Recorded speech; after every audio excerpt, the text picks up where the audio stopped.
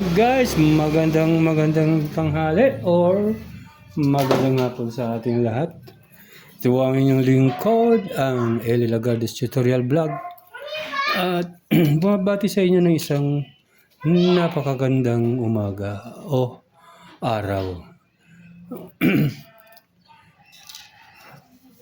Ngayon guys, itong nakikita nyo sa inyong cellphone screen, ito yung bagong bili na motor. Pero guys, wala siyang tinatawag na thermal fuse. Kasi itong mga bagong nabibili natin sa mga shop, wala silang inilalagay na yung gumagawa nito, nag-wirings, hindi na nilalagyan ng fuse.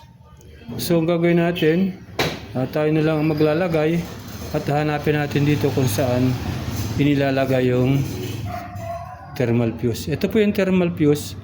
Dalawa pong klase ito. May bilog, saka ito lang po ay kudrado. Dito po ay meron dalawang linya ng capacitor. Ito po yung ating common ng ating motor. At ito pong hiwalay na to na tatlo, ito po yung speed.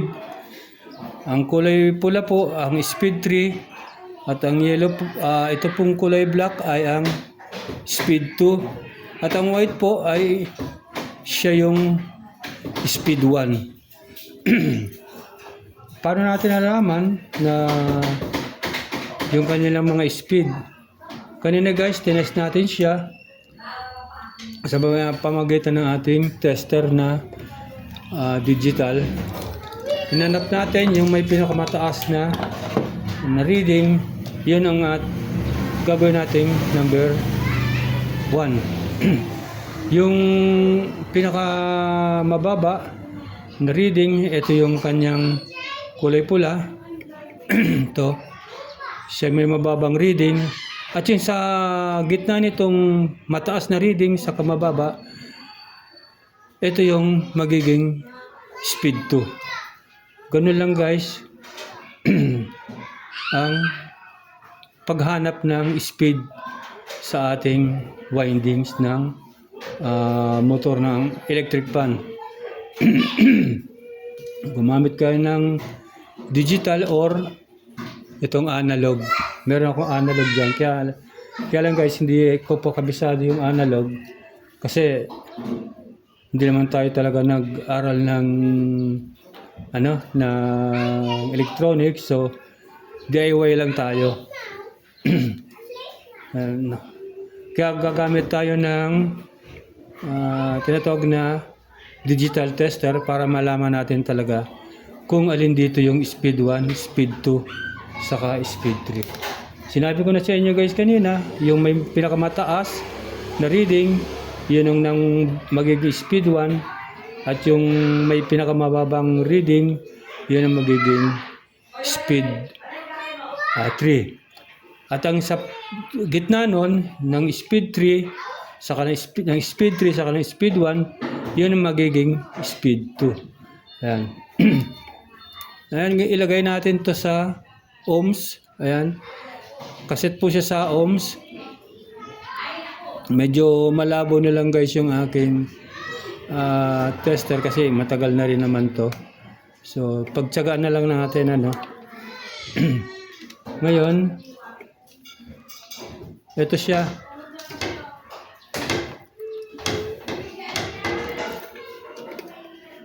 Ayan.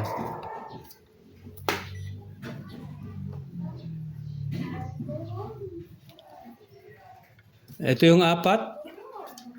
Ito yung common natin. Itong kulay green. Tapos itong tatlo na to, ito yung speed. Ayan. Unahin natin itong speed 3, no? Itong speed 1, unahin natin. Pero ikabit natin itong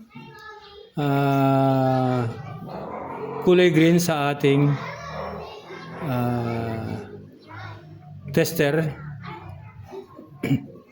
Saka natin siya i-test.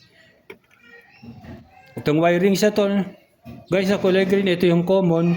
Ikakabit natin siya dito sa tester na kulay pula or black, pwede rin. Maski baliktad dyan, okay?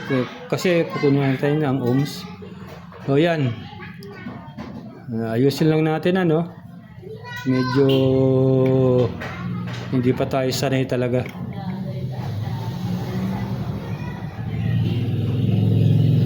Pero kaya natin yan. Hawakan ko na lang to guys. Ayan. Gitna natin yung kulay black. Itong kulay white, unahin natin. Ano. Nakita nyo guys yung ano. Ayan. Ilapit natin. Close. Yun. Ngayon ito siya. Itong green,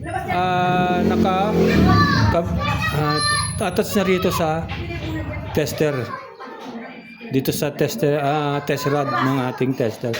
So, gawin natin, i-ano natin tong isang kulay black na to, idikit natin dito sa sa isang wire na kulay puti. Ayan.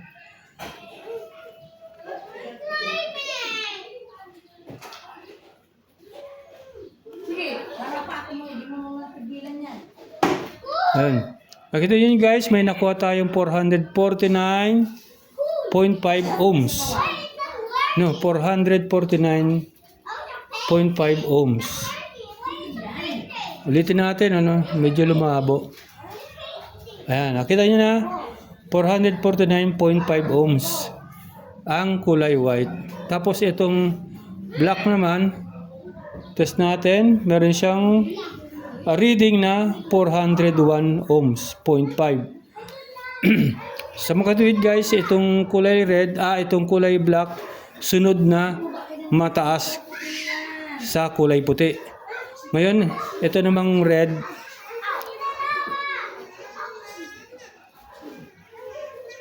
ayan. Ngayon na reading naman tayong 353.4 ohms. So, ang pinakamababang reading ay ang kulay pula. Kaya sinabi ko sa inyo kanina na kung alin yung mababa na reading, iyon magiging speed 3. At kung alin yung may pinakamataas na reading, iyon ang magiging speed 1. At ang nasa gitna ng pinakamataas at pinakamababa ay ang etong kulay black na merong 401 ohms na reading. So ito yung magiging automatic na to guys, na speed 2 siya. Yan ang speed 2 na. Speed 1 kulay white, speed 2 kulay black, then speed 3 ang kulay red. Yon. Ganyan lang guys yung pagtest ng speed ng ating motor ng electric fan. So nakuha na natin dito guys yung speed niya. Ang hahanapin naman natin dito ay ang paglalagyan natin nitong ating tinatawag na thermal fuse. Ayan. Dito sa dalawa na to, kung alin yung kadikit nitong kulay red ay green na to, na ito yung common, ito naman yung sa capacitor na wirings, connection. Kung alin yung kadikit nitong kulay green, yun ang paghihiwalay natin. No? Hiwalay natin siya. Ngayon, bago natin siya paghiwalayin, tanggalin muna natin to. Itong kanilang ano,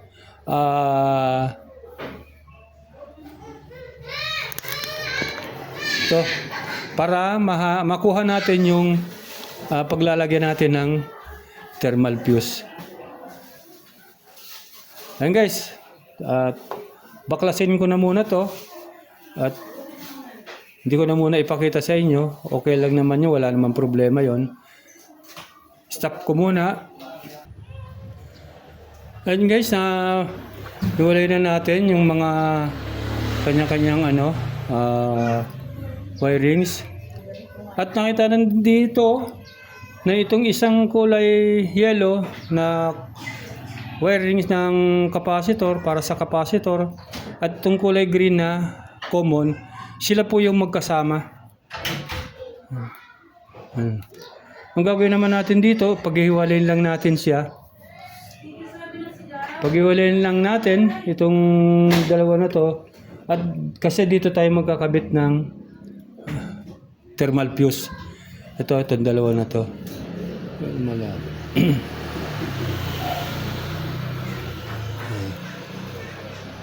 Itong dalawa, ito guys, magkatabi to.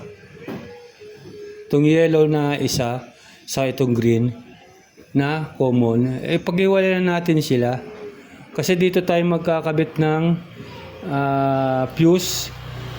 Yung paa ng isang fuse ay dito natin sa isa ilalagay.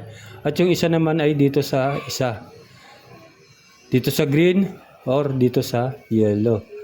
Ayan. Bagay lang natin, tanggalin lang natin ito muna para maikabit natin, para mahiwalay natin siya. Ayan guys, naikabit na natin yung thermal fuse. Ito siya. Tapos dito sa isang linya. Ito yung ating common. Dito yung isang wires ng ating windings, motor. Diyan siya nakabit. Ngayon, itong isa na to, ito na yun para sa isang capacitor. Yung linya ng isang capacitor, dito natin ikinabit yung isang linya ng ating thermal fuse. Yan. Connected na yan guys.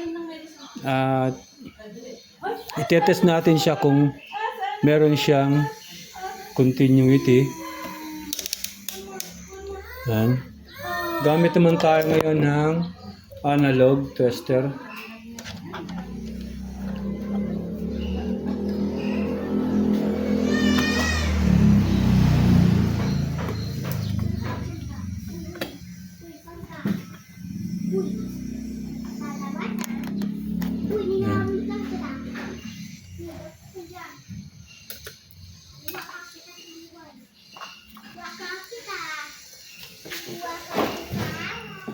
Ngayon guys, kukunin natin yung linya ng itong kulay green. Ito yung ating common ng motor. Ang gagawin natin, ilagay lang natin dito sa test rod yung kanyang wirings. So i-test natin kung may connection yung ating ginawang paghinang dito sa dalawa na tong linya ng thermal fuse saka common at itong para sa capacitor. Tingnan natin, pag gumalaw guys itong ating pointer, okay yun. Kinabit natin na fuse. Ayan. Gumalaw siya guys. Okay, may connection siya. So, gagawin natin uli ay ayusin na natin to.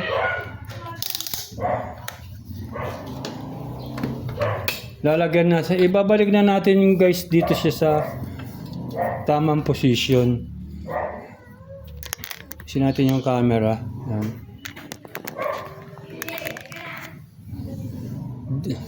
Sabi ko sa inyo guys, tayo naman ay hindi naman nag-aral din ng ng electronics. Ang ginawa lang natin ay nanood tayo ng mga YouTube at doon natin pinag-aralan yung ating natututunan ngayon. So, i-share ko naman sa inyo yung aking mga nagawang mga natutunan ko rin dito sa YouTube kung paano mag-repair ng electric fan. Itong bago na to, nilagyan lang natin siya ng thermal fuse kasi wala siyang thermal fuse. So, ang gagawin natin, lagyan na natin siya na itong tubes.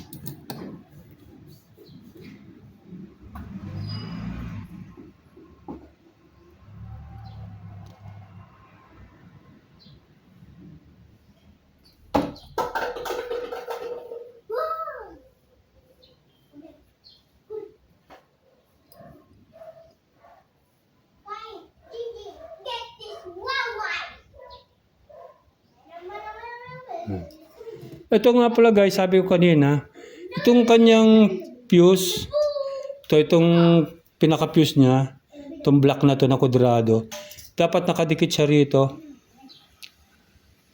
sa ating wirings. Yan. Didikit lang natin siya bago natin siya talian or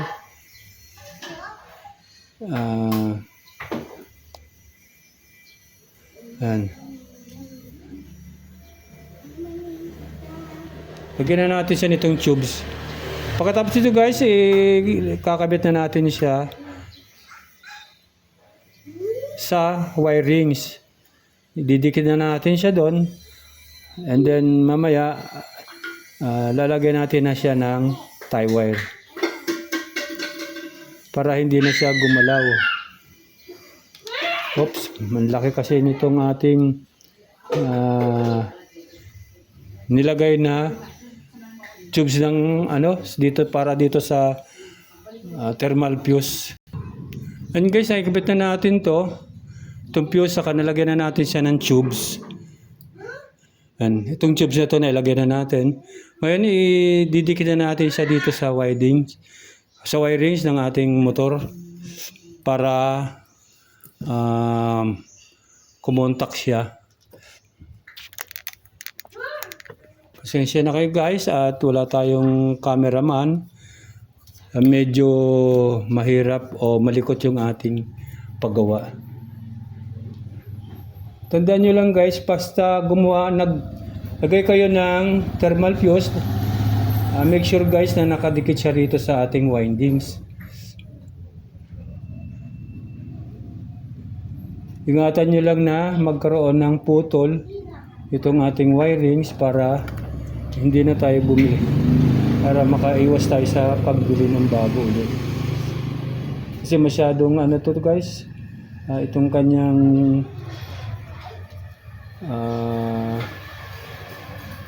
wirings ay sobrang liliit.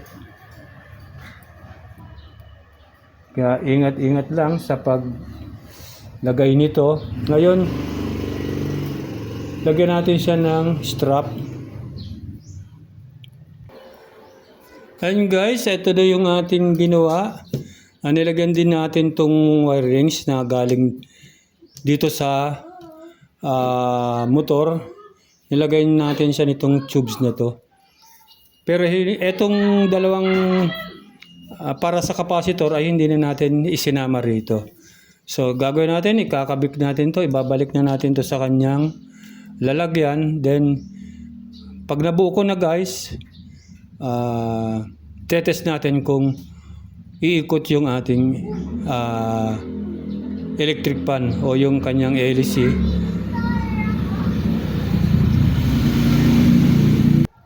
And guys, naibalik na natin yung motor sa casing niya. At madali na naman itong gawin guys o ibalik kasi meron naman siyang mga guide. Babalik nyo lang yung 4 na tornilyo dito. At itong wirings, dapat ito lagi guys nandito sa taas. Uy. Ay gali. Wait. And guys, katulad ng sinasabi ko kanina, itong wirings na to, dapat nasa itaas siya lagi. Ito, nasa taas. Parte siya ng dito sa taas. Hindi pa pwedeng palusutin dito sa baba. Hindi rin dito sa gilid. Dito, hindi rin pwede. Meron naman kasi siyang guide. Ito yung guide niya guys, parang kanal na yan. Diyan natin ano yung ating wirings lalagay. So, ang gawin natin dito ay kakabit natin siya sa kanyang switch. Itong mga natanggal na to na wirings ay ikakabit natin dito sa kanyang switch. And guys, ito yung switch niya. Ito yung pinutol kong mga switch niya. Kakabit na lang natin dito ang wirings na to na bago. Ito. Dito guys kasi nakalagay dito yung blue. Ito yung number 1 at yung puti ito po yung number 2. Ang nangyari po itong sa dati niyang wirings, blue po ang number 1 at puti ang number 2. Pero dito po sa binili kong bago, ang kanya pong color coding naman ay ang kanya pong color white na ang speed 1 at yung kulay white dito sa gitna, itong white na to sa dati niyang switch, ilalagay natin itong black. Itong black, ito yung magiging speed 2 na. Yung number 3 hindi man magagalaw kasi pareha sila ng kulay. So, gawin natin. I-connect na natin to. Madali lang naman siyang i-connect guys dahil meron siyang connector.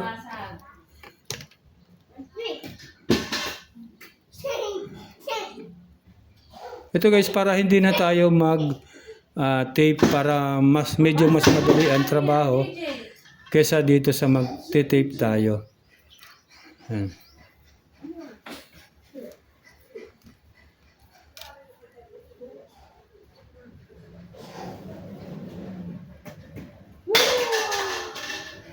Itong black, sinabi ko kanina, ito yung number 2. Pero dito, yung puti ay number 1 sa switch na to. Number 2 sa switch na to ang puti. Pero dito sa isa, yung puti ay yun po ang magiging number 1 na. So itong black na kasama nitong speed 1, speed 3 saka speed 1, itong speed 2 po ay kakabit natin dito sa kulay white. Kasi ito na po yung number 2 na speed. At itong kulay white naman, ilalagay na po natin dito sa ibaba, sa pinaka ibaba ng ating switch. Ito yung magiging speed 1. Ito yung kulay blue na sa dating motor. Sa dating ng motor, ito yung speed 1.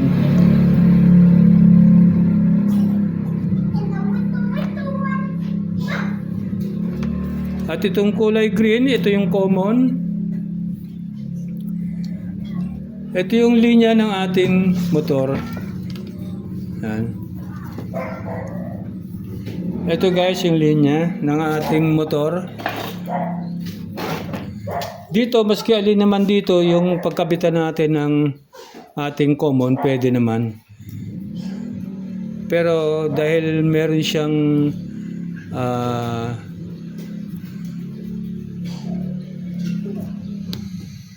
dahil magkaiba nga ang kanilang wirings, ilalagay natin to kulay green na to dito sa kulay blue.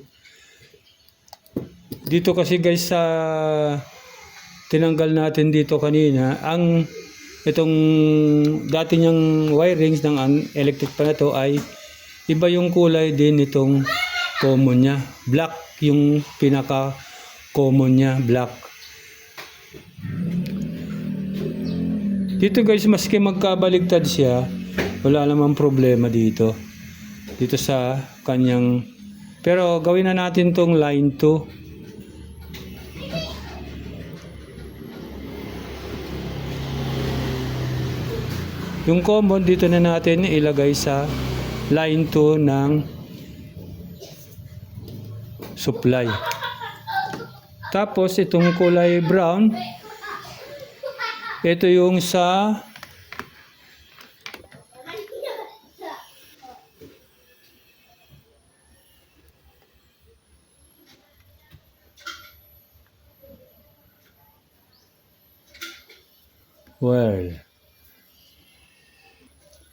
ito palang kulay brown guys.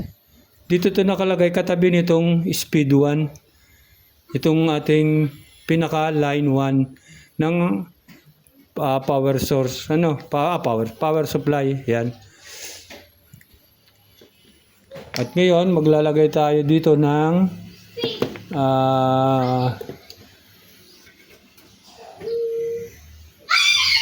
maglalagay tayo nitong yung cup dito na ilalagay, kaya maghahanap muna ako guys, And guys, wala akong makitang cup, yung ang gagawin natin, titipan na lang natin. Kasi hindi pa dumadating yung order ko sa Shopee na yung panlagay dito, yung pinipihit lang siya, or pag naipasok mo, pa-plies mo yung para humigpit yung pagkakakapit niya doon sa wirings. Ayan. Sa ngayon guys, ito na muna yung electrical tape ang ilalagay ko.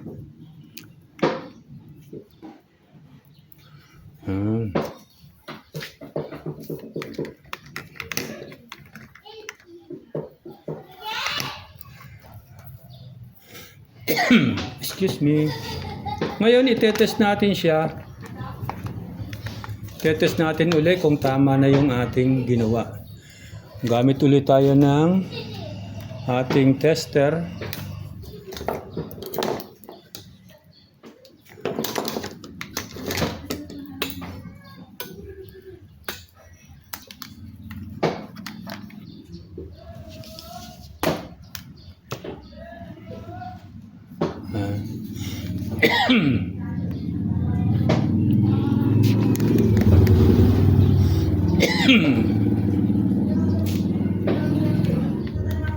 Ngayon, itong dalawang test rod, ilalagay natin dito sa kanyang supply, plug. Lagay lang natin dito sa butas. Maski saan dito, maski magkabaliktad siya guys, dito, or makapunta siya dito sa kabila, okay lang yun, walang problema to. Ayan. Ang gagawin natin, i-test natin to. Ito yung pinaka niya, 0. Ito yung number 1, number 2, and then number 3. Test natin. Pindutin natin tong number 1. Ayan. Ayun, guys. Ay, naka-off pala. Sorry. Naka-off yung ating tester, kaya hindi pala gumalaw yung ating pointer. Ayan guys, i-switch ko sa number 1 Ayun. Ito guys yung kanyang pointer. Ito. Gumalaw siya. Lagyan natin siya ng zoom. Ayan Ang gagawin ko ay tatanggalin. I-off ko yung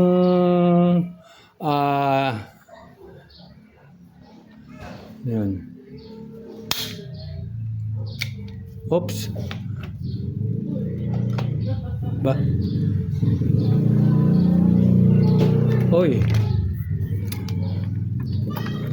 Tanggal. And guys, naibalik ko na yung wirings nitong ito yung line 1 natin, naibalik ko na rito sa kanyang lalagyan. Kanina kasi natanggal, kaya wala siyang reading at wala tayong reading na nakukuha rito. So ngayon naibalik ko na. Ngayon i-test ulit natin.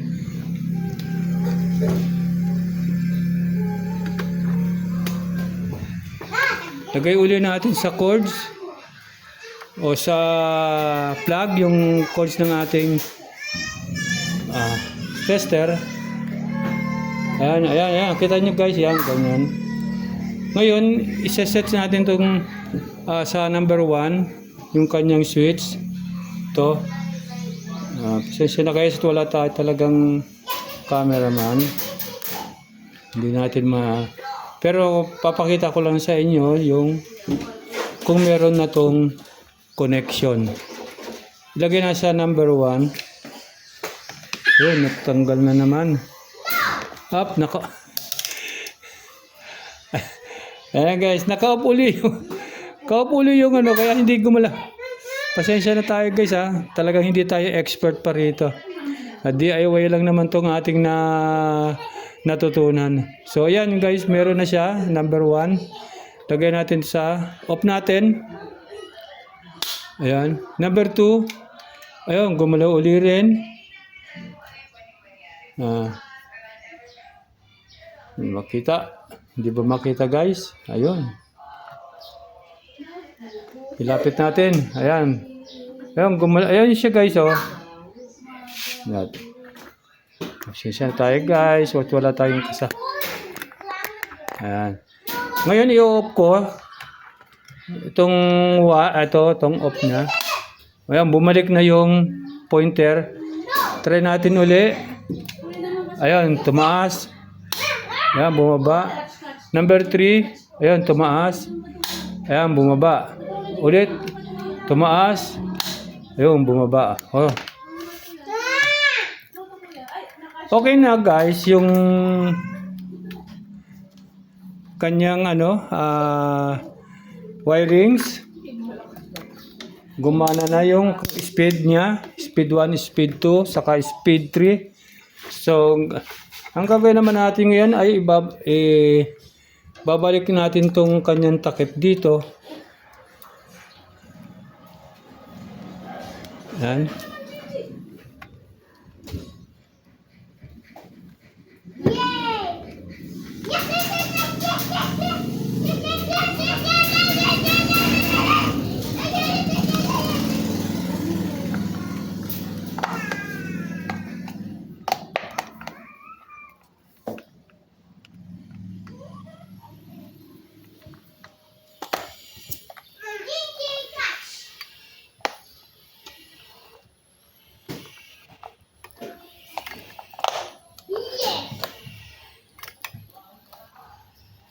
Tayo ng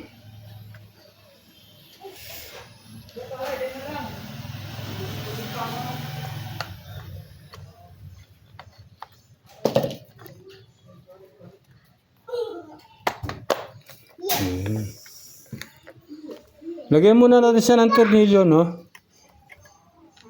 Bago tayo mag-test. Meron siyang 6 na screw dito.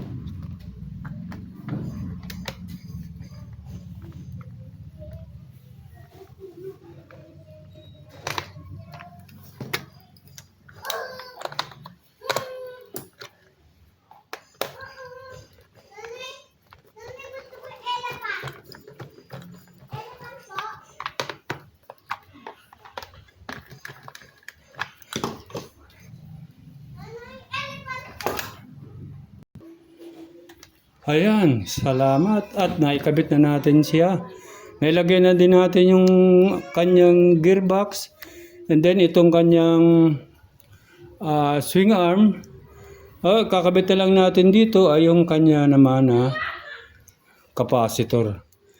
Hanapin natin yung capacitor niya guys na tinanggal natin dun sa dati niyang motor.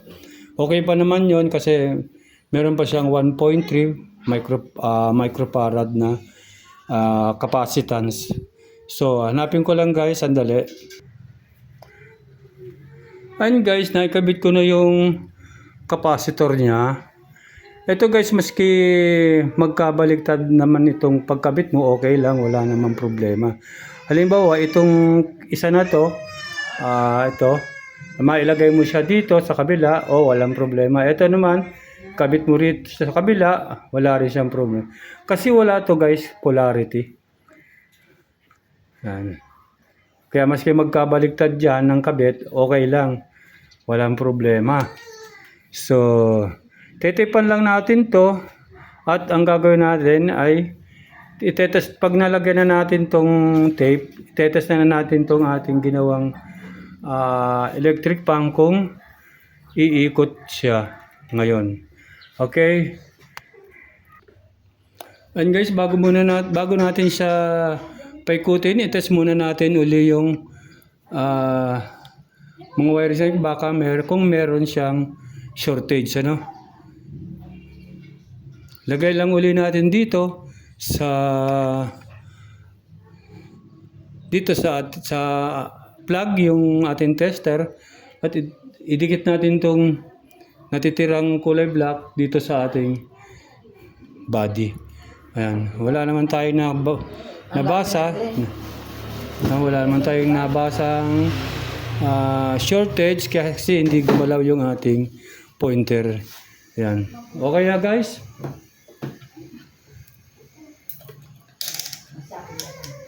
Lagay natin siya sa outlet. Then tatry natin siyang paikutin kung okay na yung kanyang ikot.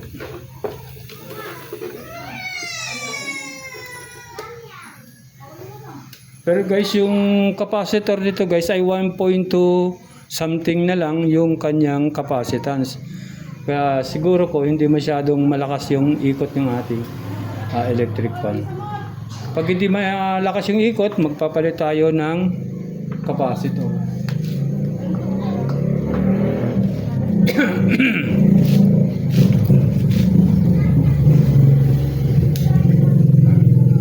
Switch natin sa number 1. Ayan. Malakas pa rin pala guys yung kanyang ikot.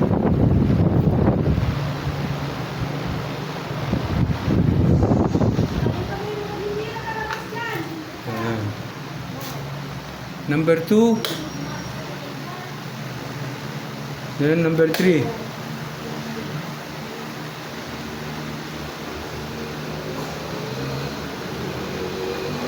Okay. Success tayo ngayon guys.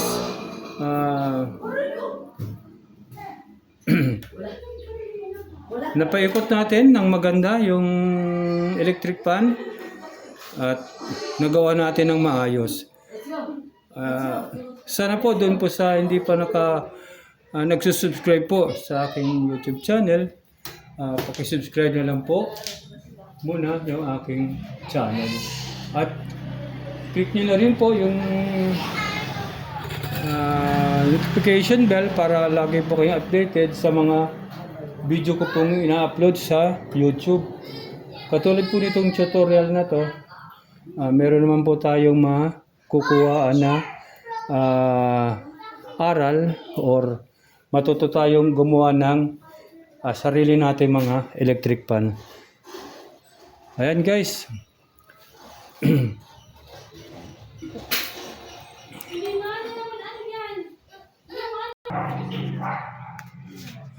Ayan guys, okay na. Naikabit ko na lahat, pati itong kanyang cover.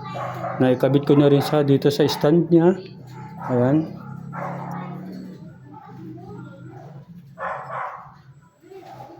Okay na rin yung kanyang ikot. Pero itetest ulit natin siya. Ipapakita ko rin dito sa inyo kung okay yung ating na-repair na electric fan. Maraming salamat po. Sana po wag kayong magsawa na panoorin po o